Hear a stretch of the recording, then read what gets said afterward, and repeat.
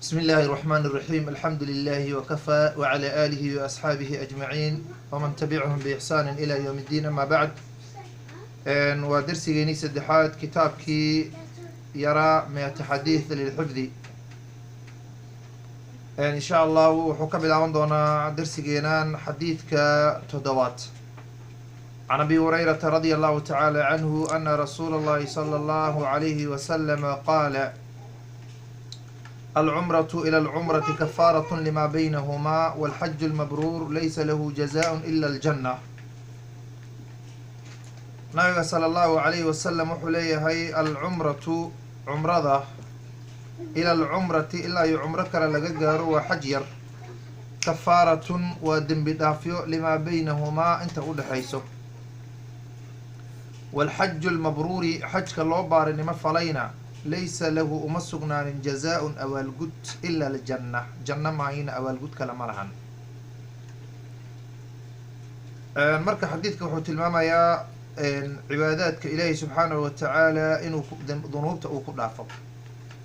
حديث فرمضان إن صلاة ذنبيذا لقلافه النبي صلى الله عليه وسلم وقشيغي. العمرة عمرة وحجر إلى العمرة إلا يعمرك للهيجا القفك مركو عمريسته مثال هان بين رمضان هدو عمريسته إلا أي بشكل للهيجا رمضان كذا كله أما عمرة ذا كله waxay u noqonaysaa kafaaratun dembi dhaaf bay u noqonaysaa dunuubtiisii baa loogu hoobiyaa oo loogu dhaafaa limaa baynahumaa inta u dhexayso. walxaju lmabruuri xajka loo baarinimo falay waa xajka oo aan dhexdiisa ahayn rafath iyo fusuuq iyo jidaal aan lagu sameynin. waa xajka la ilaaliyey oo waxaweye waajibaadkiisa iyo arkaantiisa iyo sunantiisa intaba la ilaaliyey, horay iyo gadaalba laga ilaaliyey. kaasaa waxaa la yihahdaa xaju lmabruur. xaju lmabruur waa la yihahdaa laysa lahu uma sugnaanin jazaa-un awaalgud ma lahan xajkaas ila aljanna, janno maahaynin.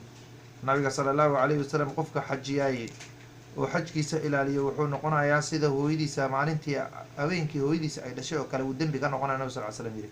marka waxa weeye jazo kale ma lahan, awaalgud kale ma lahan ilaa in la janeey maayen. jannana hadda waad garanaysaa ilaahay subxaanahu watacaala sanacadiisii iyo waxawaaye waa badeecadiisii qaaliga ahayd. ilaahay subxaanahu watacaala waa galadiisa iyo naxariistiisaana lagu gaaraa.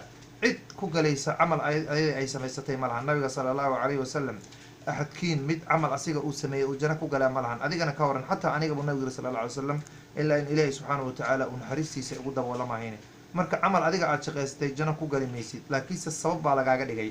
sababtaad janno ku gali lahayd baa lagaaga dhigay, ilaahay subxaanahu watacaala uu kaaga dhigay. alcumratu cumro ila alcumra cumro kale laga gaaro kafaaratun waa dembi dhaafyo limaa baynahumaa inta u dhexayso. walxaju lmabruur xajka loo baarinimo falayna laysa lahu uma sugnaanin jazaa-un awaalgud ila aljanna, janno maayna abaal kala maalahaan uu yihi nabiga sala lla ly slam. muttafaqun caleyh way xadiidka. xadiidka sideedaad abaa hurayra laga wariyey can abi hurayrata radia allahu tacaala canhu ana rasuula llahi sala allahu calayhi wasalama qaala nabiga wuxuu yidhi: attathaa-ubu hamaansiga waa afka oo la kala qaada hamaansi la yihahdaa min ashaydaani shaydaan buu ka ahaaday. fa idaa haddii tathaa-aba axadukum axadkiin markuu hamaansanayo falyarudduhu ha isku celiyo hu hamaansigii mastadaac intuu awoodo. hamaansiga waxa weeye waa ficil shaydaan ka ahaaday, shaydaan baana qofka ku sabab. waa cagsiga handhisada. handhisada nabiga sal ly slam min allahi bay ka ahaatay buu yihi. qofka markuu handhisoodo waxaa sunna ah inuu yihahdo alxamdu lilah. saaxiibkiis ama walaalkiisa muslimkaana inuu yihahdo yarxamaka allah yahdiikum allah. waa ducadaad garanayseen in waxaweye la aqriyo.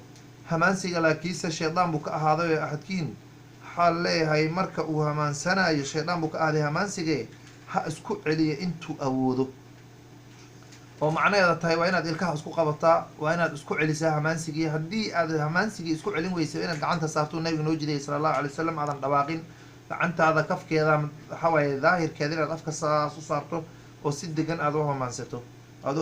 inta badanna qofka hamaansiga wuxuu ku waashaa markii qur-aanka iyo diinta iyo dhanka cibaadaadka markaad ujeedo. waxaa laga yaabaa wax badan inuu qofka firfircoon yahay, wax badan inuu nashaad leeyahay. markii xumaanta iyo qasacbalaadka iyo waxyaabaha waxawaaye adduun iyo aakhira dan adduun iyo dan aakhira ugu jiray markuu dhex dabaalanayo dhex mushaaxayo waxaa laga yaabaa inuu qofkaas waxawaaye uu fresh yahay.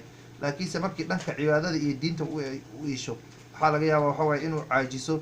jus qur-aan aad akhrisid markuu is yiraahdo, aada salaad tukatid markuu is yiraahdo, markii wanaaga xaggiisa u iishana shaydaan baa cajzi gelinayo.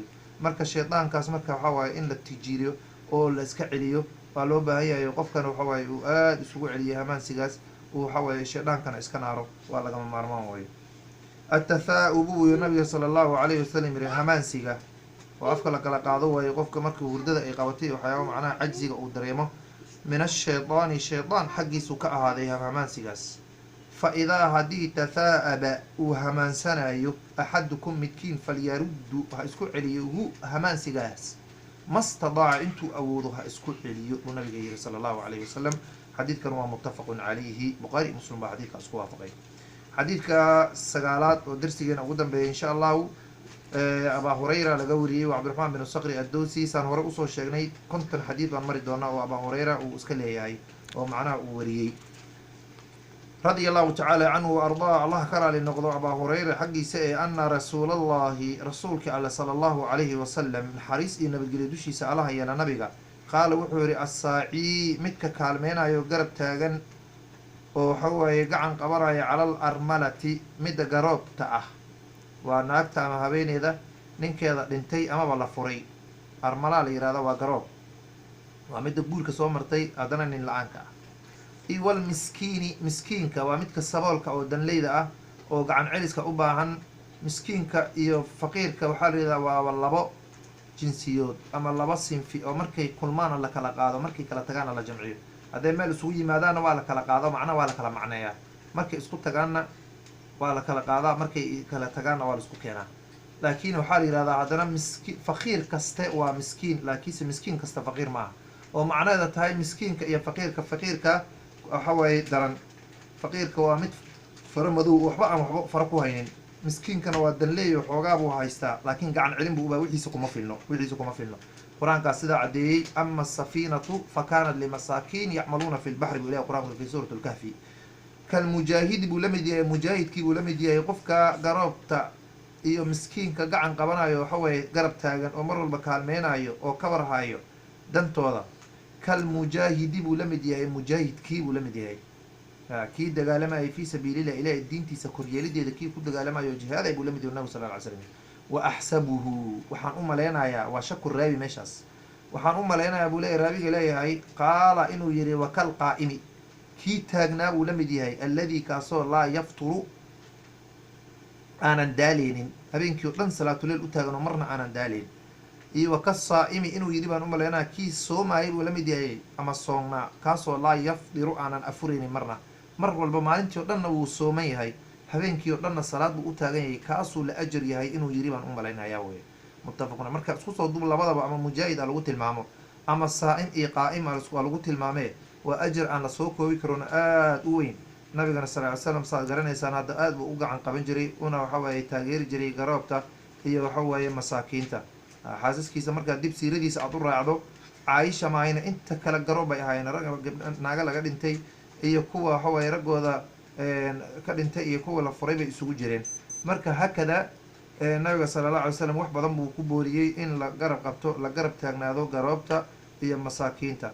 qur-aankana wax badan buu waxawaaye uu ka sheekeeyay miskiinta in laisgarab taago iyo agoonta iyo fuqarada iyo hakada.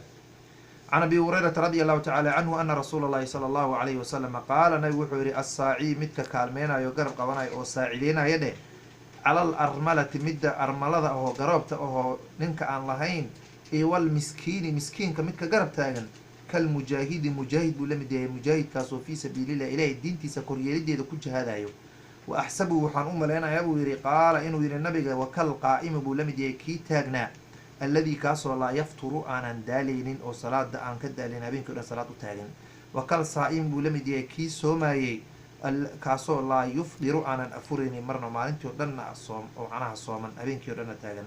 sidaasaan u malaynaya inuu yiri buu yihi xadiidka abaa hureyra laga soo guuriyey ama laga weriyey. xadiidkana waa xadiid muttafaqun caleyhi o biyo kama dhibcaana insha allahu tacaala. axaadiidta sidaasaan u wadi doonaa tartiibkaas saddexda xadiida waana casharada kusoo koobi doonaa si loo fahmo insha allahu tacaala. hada wabillahi tawfiiq wallahu aclam. subxaanaka allahuma wabixamdika nashhadu an laa ilaha illa anta nastaqfiruka wanatuubu ilayk.